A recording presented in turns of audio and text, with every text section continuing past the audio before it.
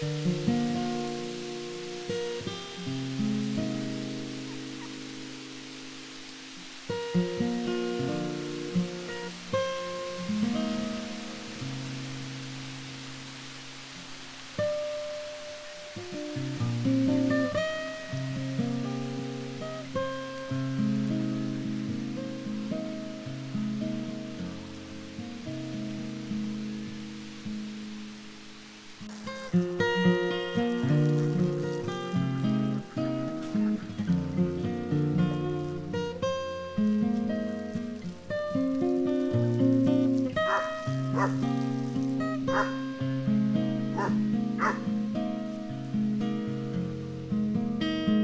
morning, guys. Welcome back to the homestead here.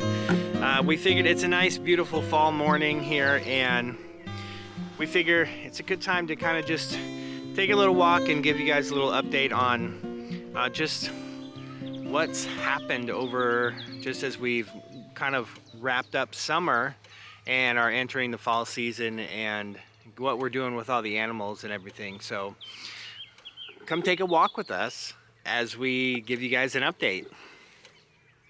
Here we go. All right, so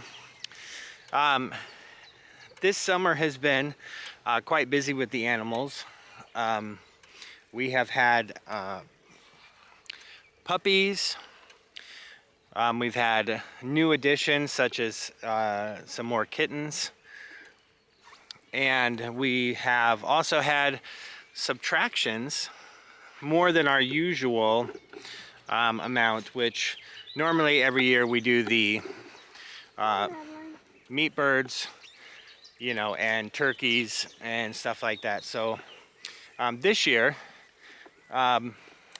if you guys remember, we had pigs this year, and pigs were one of those animals that we decided that we weren't exactly excited about. Raising pigs, processing pigs. I mean, yes, we do love the bacon and the sausage that comes from that, but the process of actually raising them and taking care of them and the cost to feed, it just wasn't worth it for us. As you can see, we have some happy animals. Hi, Anaya. Good morning, lammies. Finley. Hi, bud. There's Maddie. Madeline, come on. So anyway, Madeline obviously was one of those additions, which has been great. I'm sure you've loved having a Great Dane. Yes, it's always been a dream of mine ever since I was a little girl. And it finally happened. My heart has grown 2 times this year. 2 sizes, not 2 times. Look at that. The grass is coming in that I planted. Yeah. So basically, as we've kind of, with the pigs, they just got to a point. I mean, they were like they were over 400 pounds a piece. Thankfully, in hindsight, we did not end up with piglets as we were expecting we were going to be having earlier this year, but which is why we built that structure over there for piglets. But anyway, we just decided that pigs were not for us, and so we kind of put it out there and we asked if anybody might want the pigs, and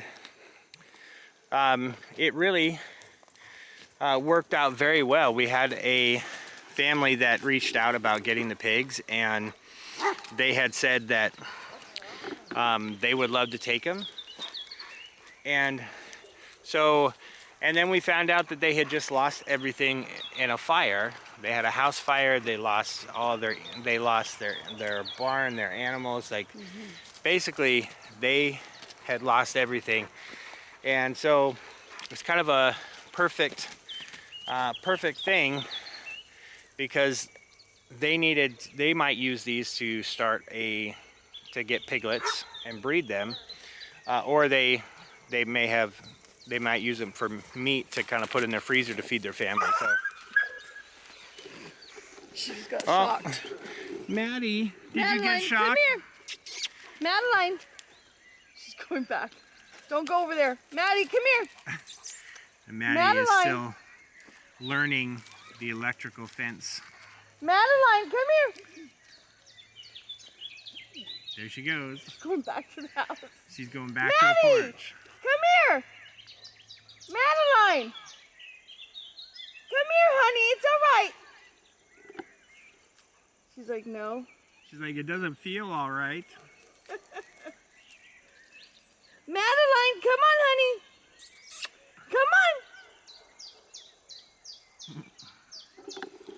on. Well, yes, Maddie is still getting used to the electrical fencing. She's still in that puppy stage where she's still figuring out how everything works.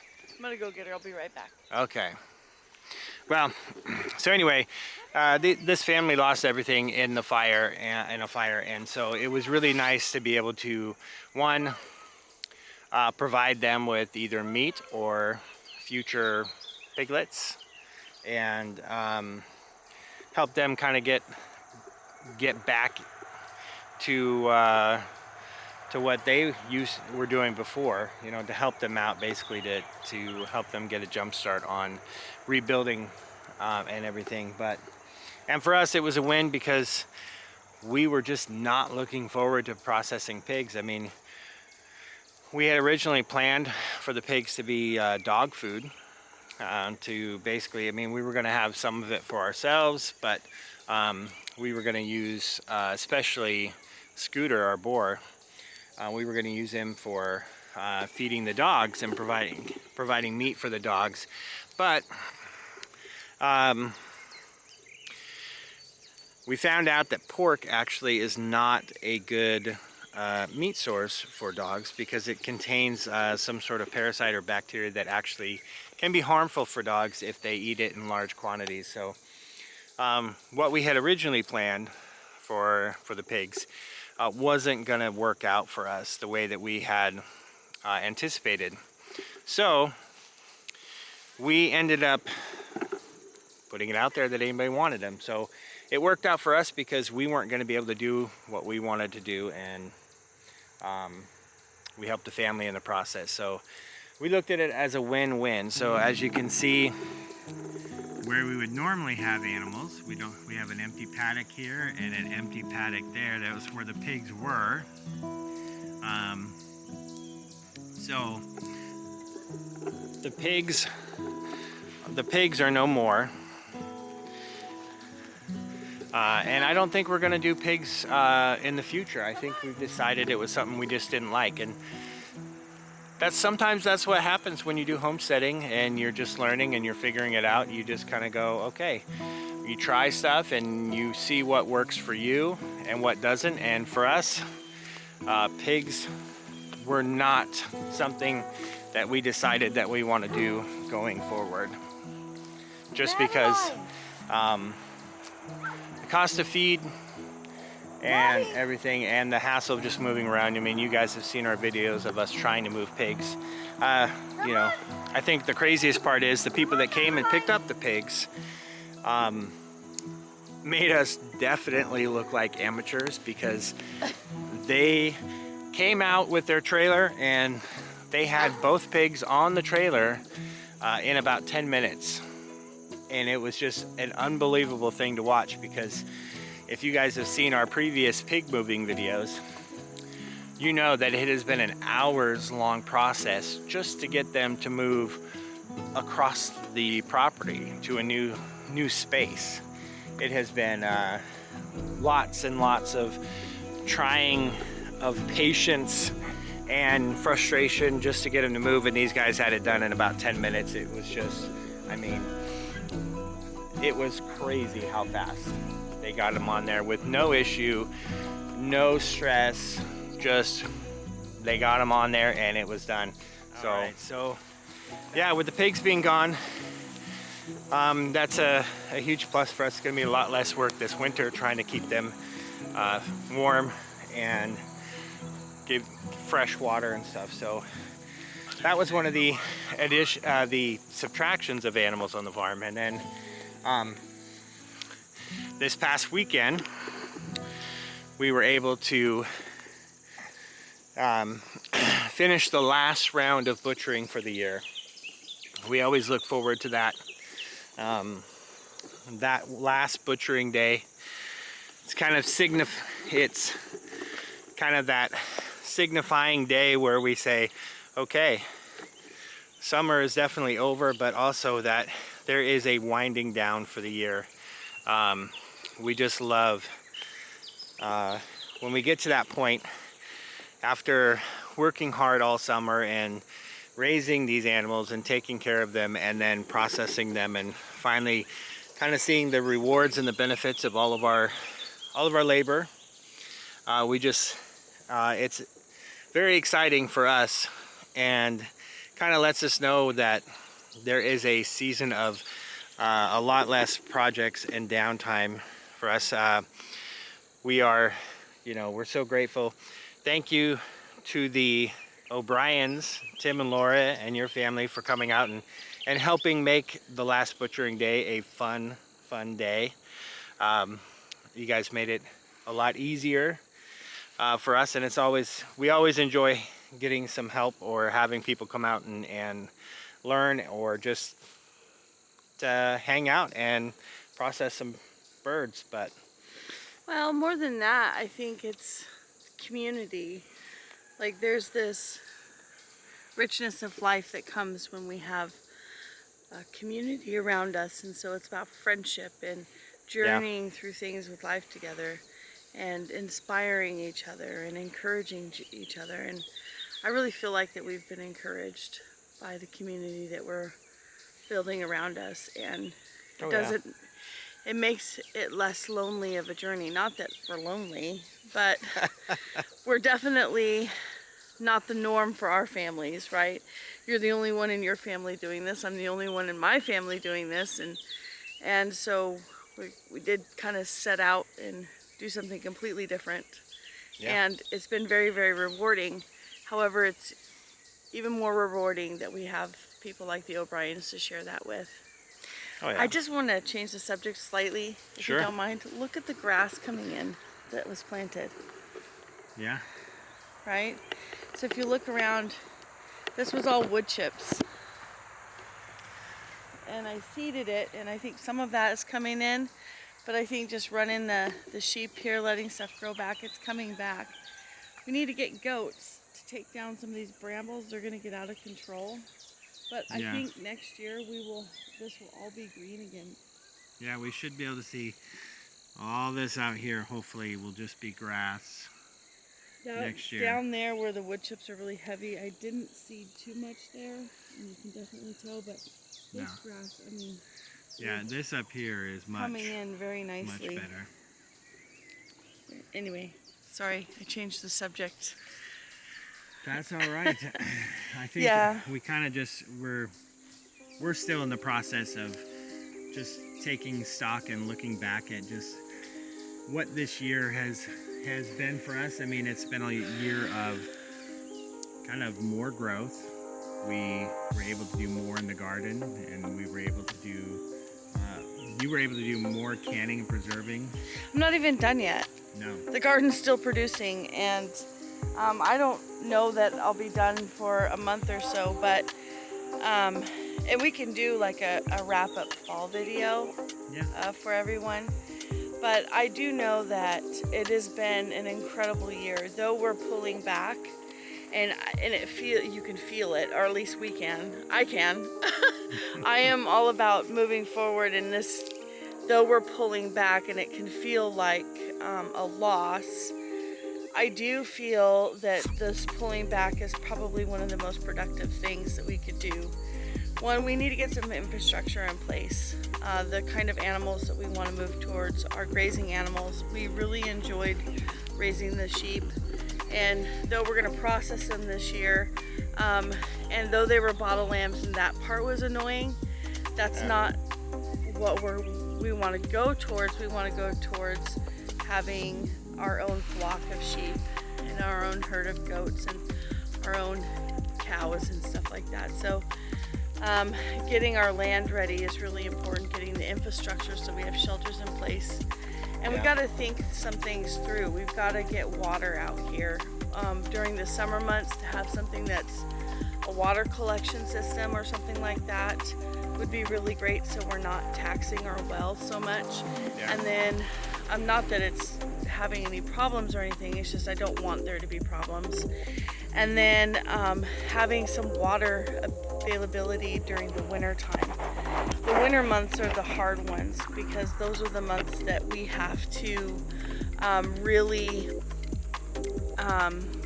haul water, you know, and when you're having animals that drink a lot of water, hauling water during the winter months is no fun.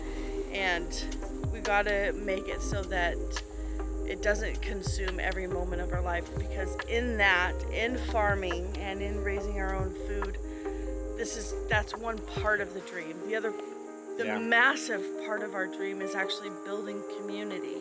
And if we fill up our time with just work and no time for building community, then what will we have achieved outside of growing our own food for our own family and sharing the excess, you know? Not that that's bad, because I think that's great, but that's one part of it. Is.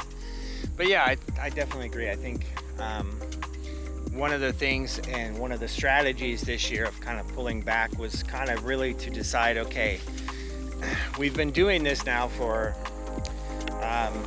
this would be our third year of doing this, and we have just decided, trying to figure out, like at first it was just, oh, let's try all these different things and we'll see what we like. And especially with the animals, a lot of times it was, hey, we'll get an animal and then we'll build whatever we need to house and shelter that animal, and we'll do the infrastructure afterwards.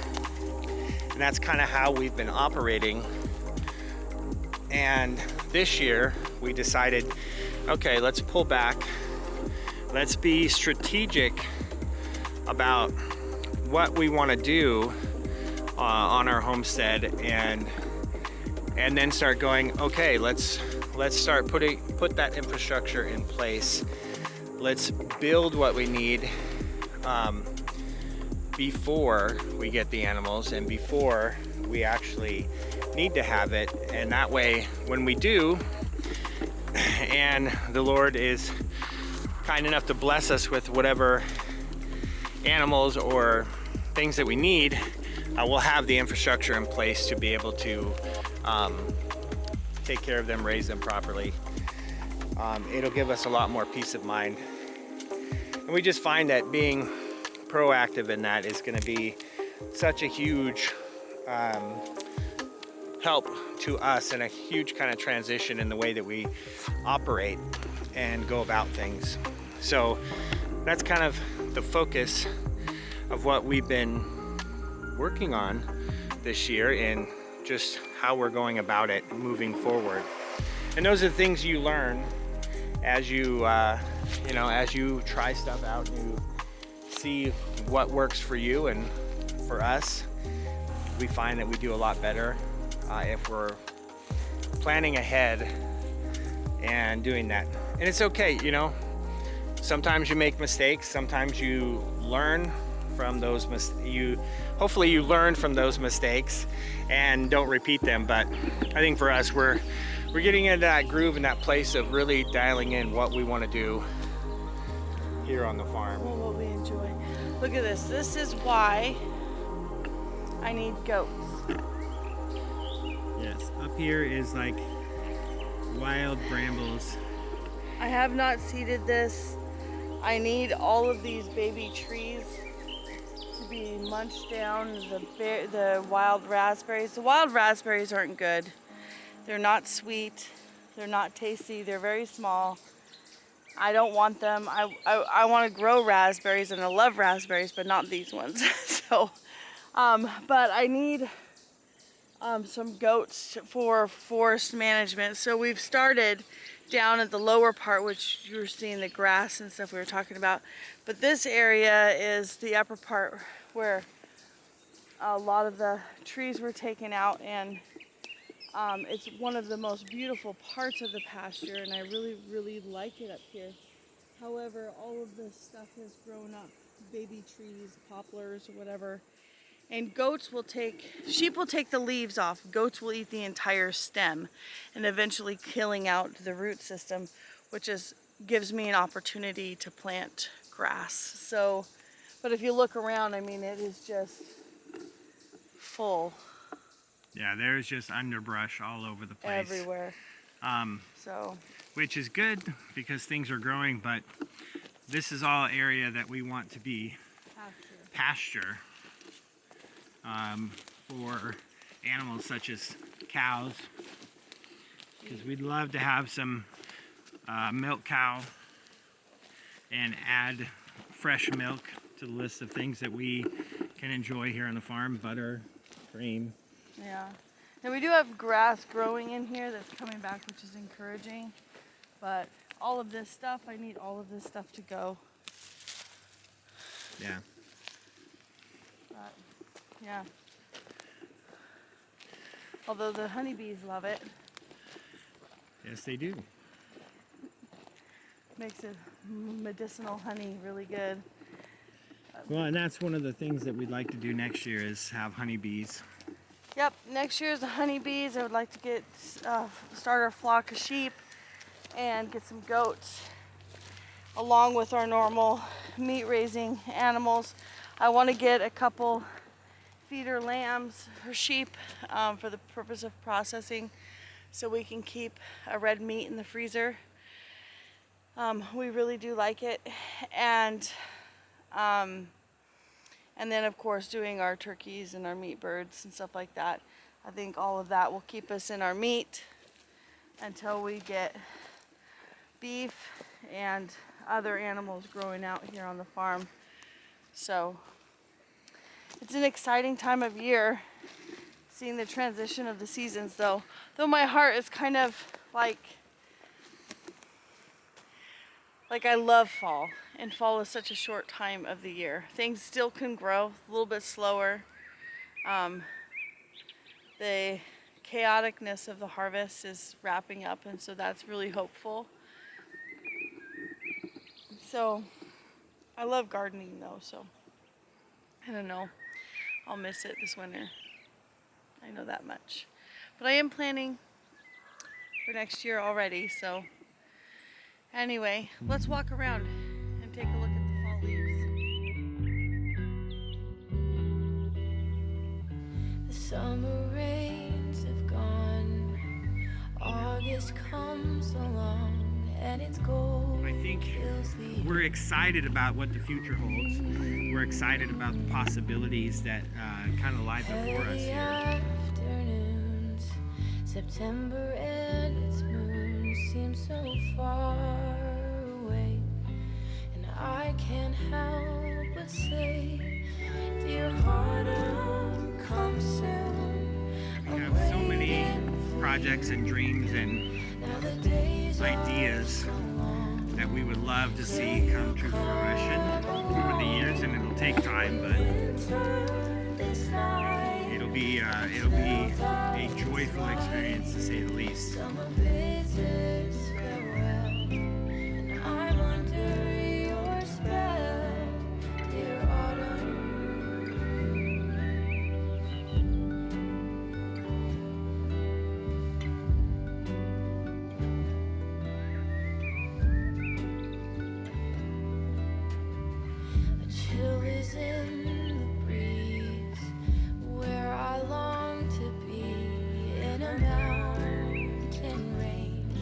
Somewhere far away, and though it feels like home. All right, guys, well, thank you so much for coming along on that walk with us through our property, and as we give you guys an update and talk about just kind of how things are winding down. I know we're both looking forward to it, and we're excited for the fall and winter season to be here as kind of just this more relaxing downtime and the opportunity maybe for projects to move inside instead of being outside, and just getting to enjoy the property without having a to-do list for the outside. But What are you, to-do list weary? well, I think by the end of the summer you get a little weary of the to-do list, because I know we still have more projects to do, like building a woodshed and adding the extension on the tool shed, and building another farrowing stall, or an animal shelter, building a rabbit shelter for the winter. So while We're not done by any means. we are not. We still have more to go, and I'm sure you guys will see that as we in the future videos here. But yeah, we just wanted to just talk about how much we are so grateful for all of you guys, for just the summer season and all that brings, the fun and the excitement, but also just the hard work that we put in for that. And then fall, we get to enjoy the fruits of our labor and do it while getting to take in all of this beautiful scenery. So we are just so blessed to be able to get to live this life. Well, thank you so much for watching and subscribing to our YouTube channel. It is truly a blessing to have people follow our journey, comment, and partner with us in this process. We could not be successful without the community that's being built around us. So we greatly appreciate you all, and we love you guys so much. Don't forget to hit the like and subscribe button below, and share our YouTube videos with your family and friends, because that's the best way to support us. Yes. And let us know what you think, what you feel, what you would like to see, or ask us any questions that you might have. Anyway, thank you so much for watching again. Have a great day. Bye. Bye, guys.